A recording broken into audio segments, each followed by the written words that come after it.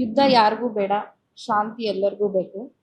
ಈ ನಿಟ್ಟಿನಲ್ಲಿ ಒಂದು ಆಶಾಭಾವನೆಯೊಂದಿಗೆ ಈ ಕವಿತೆ ಬರೆದಿದ್ದೀನಿ. ಮತ್ತೊಮ್ಮೆ ನೀನು ಹುಟ್ಟಿ ಬರಲೇಬೇಕು, ಮತ್ತೊಮ್ಮೆ ನೀನು ಹುಟ್ಟಿ ಬರಲೇಬೇಕು.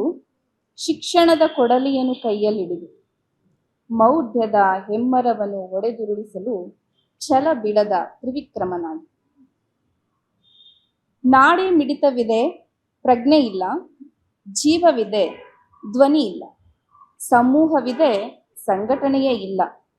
ಪರರ ಅಧೀನತೆಯಲ್ಲಿ ದಾಸದ ಬದುಕಿನಲ್ಲಿ ಅಕ್ಷರ ಮಾತೆ ಗಿಡವನ್ನು ನೆಟ್ಟಿಹ ಜಗಜ್ಯೋತಿ ಮತ್ತೊಮ್ಮೆ ಬರಬಾರದೆ.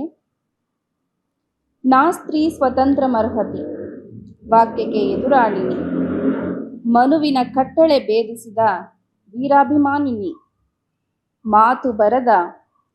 ಮಾತು ಬರದ ಮೃಗಗಳು ಸಹಿತ ಒಟ್ಟಾಗಿ ಜೀವಿಸುವಾಗ ಮಾತು ಕಲಿತ ಮಾನವ ಜಾತಿ ಮಾರಣ ಹೋಮವೇ ನಡೆಸುವಂತಹ ಈ ಸಮಯದಲ್ಲಿ ನೀ ಮತ್ತೊಮ್ಮೆ ಬರಲೇಬೇಕು.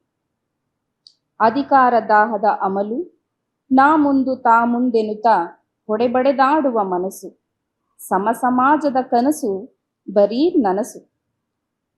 ನೀ ನೆಟ್ಟಿದ ಮರದ ನೆರಳಲ್ಲಿ ದಣಿವಾರಿಸುತ್ತಿರುವ ಗುಬ್ಬಿಗಳೆಲ್ಲರೂ ಅನುದಿನವೂ ಸಂಕಟದಲ್ಲಿ ಪರಿತಪಿಸುವ ಈ ಸಮಯದಲ್ಲಿ ನೀ ಮತ್ತೊಮ್ಮೆ ಬರಲೇಬೇಕು.